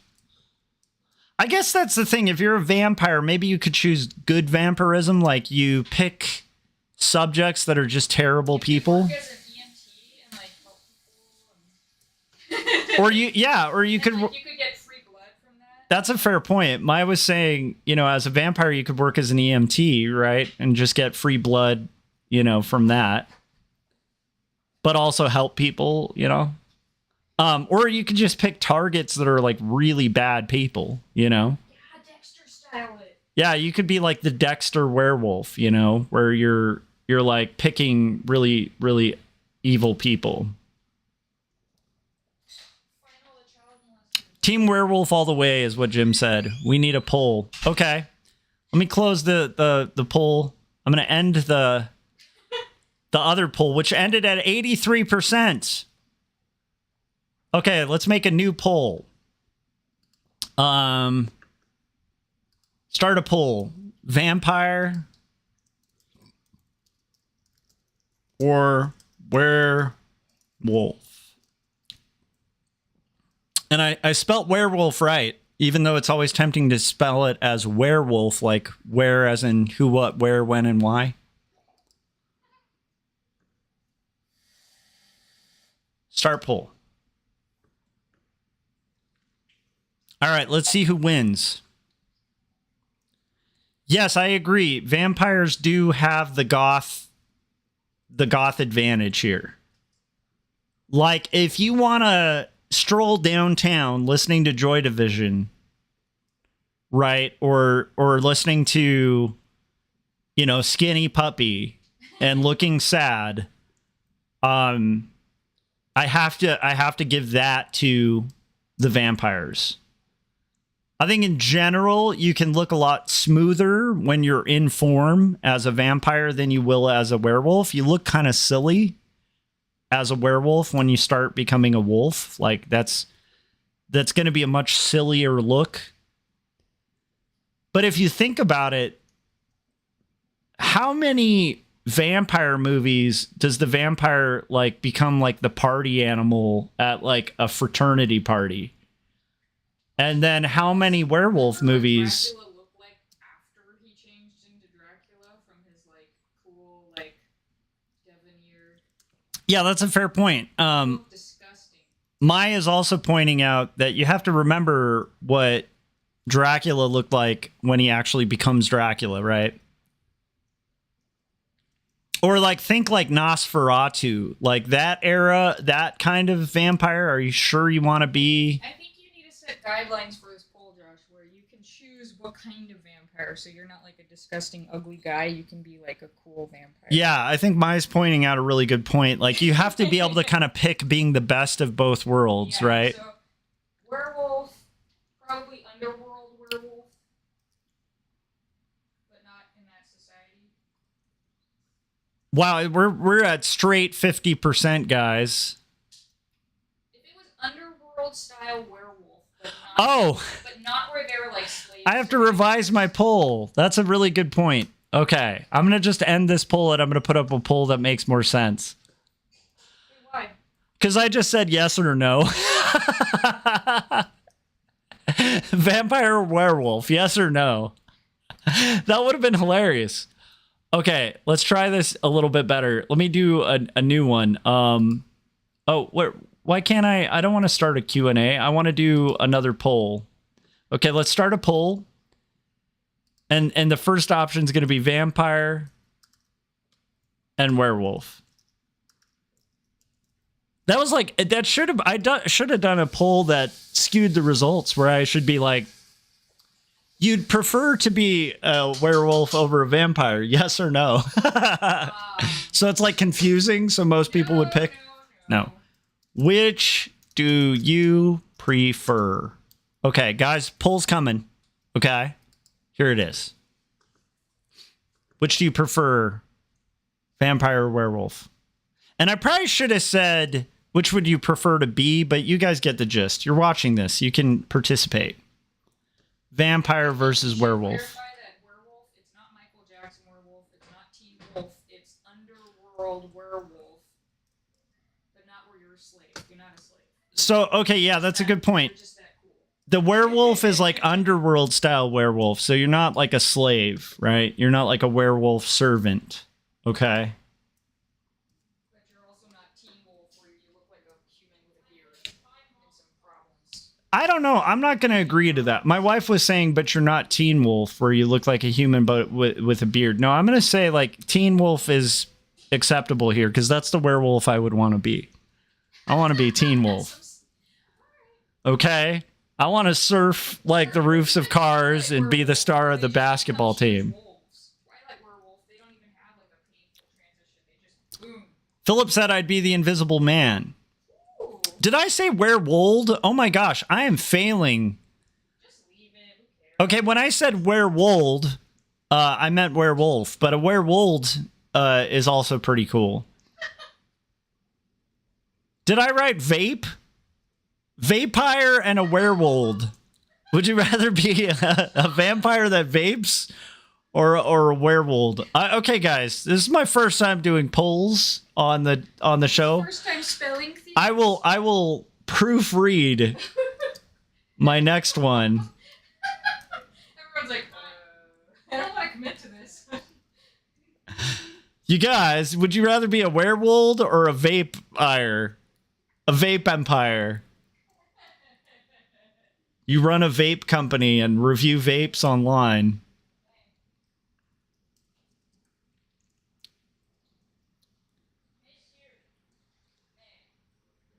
A vampire, or a werewolf.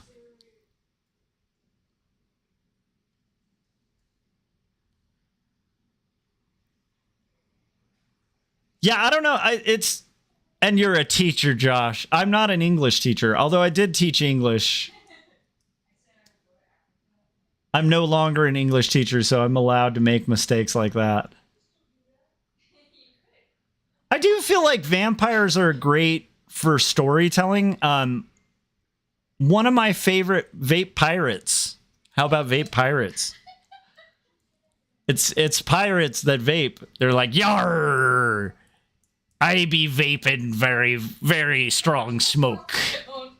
They're all like, Yar, it's not smoke, it's water vapor. Like, yar, man. I'm feeling really good about this boat trip that we're on and stuff. I still do want to do a movie or a story about lake pirates. I think lake pirates would be the best. They don't quite understand why they can never evade authorities. They're like, every time we hijack a ship, they catch up with us. It's got to be our navigator. And they're like constantly killing their captains because they're like, the captain led us the wrong way. We got caught again. They just haven't quite figured out that they're in a lake. Wait, who won? Right now, who is winning? Werewolves or vampires? Paul was saying if I was invisible, the first thing I'd do is join Taylor Swift on stage during a concert. Okay, here's the thing regarding Taylor Swift. I have been getting kind of into the band The National. I had never heard them before. And I've been listening to them a lot like the last week or so. And they have a song with Taylor Swift, which weirds me out, but it's really good. But I respect Taylor Swift. Here's the thing. Like, I am not a anti-Swiftie. I do not listen to Taylor Swift, but I have never really, like, when I've heard Taylor Swift stuff, I don't get that, like, recoil that I feel when I hear a lot of pop music. Like, she's a talented musician. And she writes her own songs, which I'll give her credit for. Shakes it up. She shakes it up. We actually had a friend in our friend group named Nick. Back in the BFA days. He's still one of the best people on the planet. We just don't live close, so we barely get to hang out. But he was obsessed with Taylor Swift. And it's funny because he was like a real music snob, like huge music snob. Nick, yeah, for sure. Yeah, and when Taylor Swift started hitting the charts, he was like obsessed. Like he was like, she's like the best songwriter. I didn't know she was around that long. Yeah, she goes back a ways. We're old. We're old, Mai. Paul said, I love her in a dad kind of way. She's awesome. She is awesome. Dude, she is so talented. My sister Nika loves Taylor, and she played her music in the car when I was in Utah, and she's so good. She's very talented. And like the thing I like about it is there are so many more people who I would think don't deserve to be famous as musicians. This is a lady who like writes her own stuff, collaborates with really solid artists, like, you know, loves music. I don't know. I don't have an issue with Taylor Swift. Elizabeth said, I still like to shake it out. Nice. Yeah. Yeah, I don't think it's bad music. That's all I'm saying. You know who else is like a pop musician that I think is unfairly disliked sometimes just because they're popular? I think Justin Timberlake is one of the most talented human beings. I'll go out on a limb. This is how unpunk rock I'm gonna be on this stream. I'll go out on a limb and say Justin Timberlake is badass. And that I actually do listen to. Justin Timberlake's solo stuff, I actually will listen to. Like, Taylor Swift's I haven't really listened to. I don't seek it out, but Justin Timberlake's solo stuff, I'll rock that business.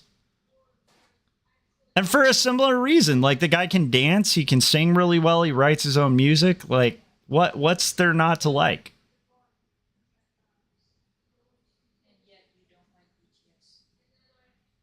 I don't hate BTS, I just don't like BTS. My wife is obsessed with BTS, by the way, you guys.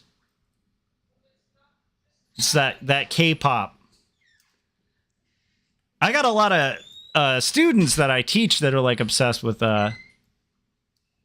Oh yeah, Paul Pate said I'm a big Justin Timberlake fan. Sincerely, me too. I think he's great.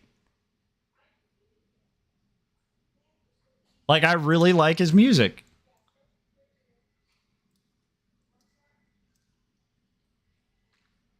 Shake It Out was Florence and the Machine. Florence and the Machine's good.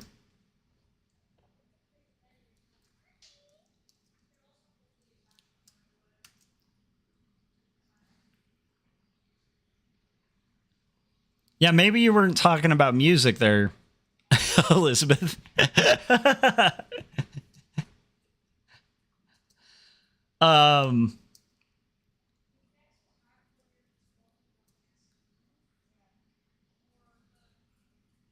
Yeah, but like I'm it's funny because I'm not a huge music snob in the sense that like mainstream stuff is not always bad. Like, you know. But anyhow, I've been really impressed by The National. It's very depressing music, but it feels like that band is kind of doing a little bit of like what I do in comics, like trying to kind of talk about, you know, like depression and stuff like that, but like they do it with music in like a really unique way. It's very like singer-songwriter type stuff. Like it reminds me of like Nick Cave and the Bad Seeds kind of stuff.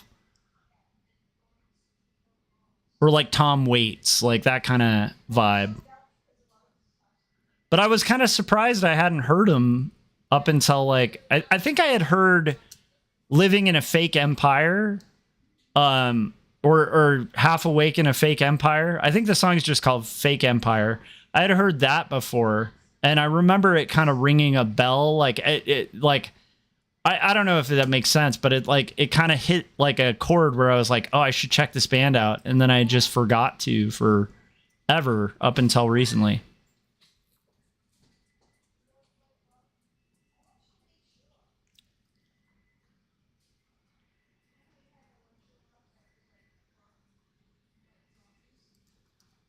So we're making progress here, guys. I think that at some point I might have to end this stream before I finish the colors, because I will probably want to eat dinner. What's up? Okay. My wife is making amazing stew. If you guys have ever seen, Living in a Fake Vampire. Wait. So who won? A fake vampire. Well, so far, werewolves are winning. Oh, sweet. Yeah. I mean, I like vampires though, but I like werewolves more. Yeah, they don't vape as much. That's why I think the werewolves are winning. Like, vaping was very promising when it first came out for me because I was a heavy smoker. I used to smoke a lot of cigarettes, like a pack and a half a day. At my peak, I would smoke about 2 packs a day, which is the worst habit on the planet. But I started when I was like 14. And so it was just hard to break the habit, you know. And I really enjoyed it. That's one of the hardest things to quit, is something you sincerely enjoy. Like, I enjoyed it from like the first one to the last. Like, I was the kid that you know, that experiment where there's parents that'll say if they catch their kids smoking, they'll like make them smoke like an entire carton, and then they'll get sick from it and be like, ugh, I hate this, and never smoke again. That's like an old saying about smoking cigarettes. I was the kid that if that had happened to me, I would have smoked the whole carton and been like, I love this, it's awesome, even after. Like, I just really enjoyed it. So like up until vapes came out, like I had tried quitting multiple times and just wasn't able to quit. And so vapes, when they first came out, and it looked like initially there were no studies on them or anything. So it looked like this is a completely healthy way to smoke. And I bought into it. So I was like, I switched from smoking to vaping, which I think to this day, I'm not a doctor, but I think to this day, it is a lot healthier than like smoking. It just turns out it's not super healthy. I think YouTube might be having an issue right now. So if you're seeing delays, I'm sorry. It says YouTube isn't responding, so hopefully that's fixing itself. Hold on, let me see if I can get it to fix itself.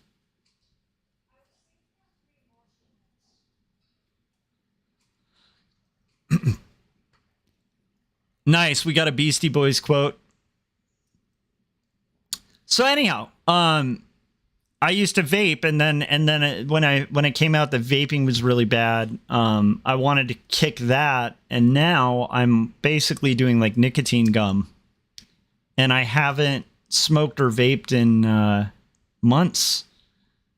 I haven't smoked a cigarette in years, but I haven't vaped in months just because of I don't know. I finally was able to kind of get it handled.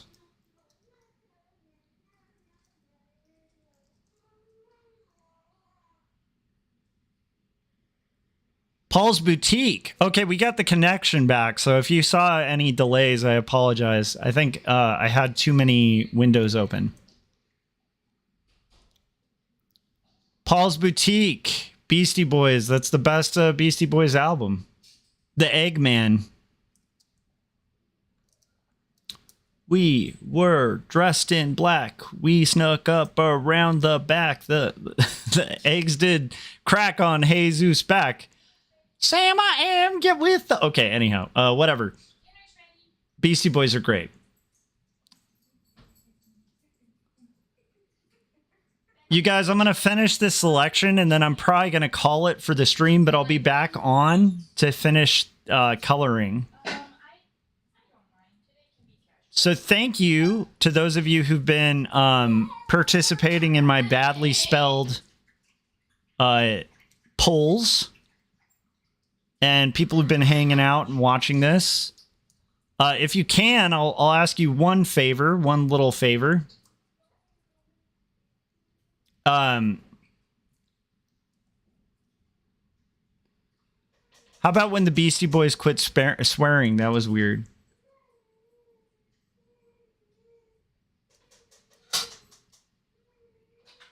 So I think that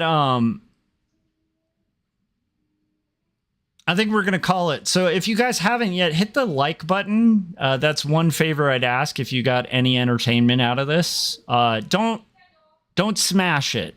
Save your keyboards, guys. There's a keyboard crisis where people have been smashing like buttons.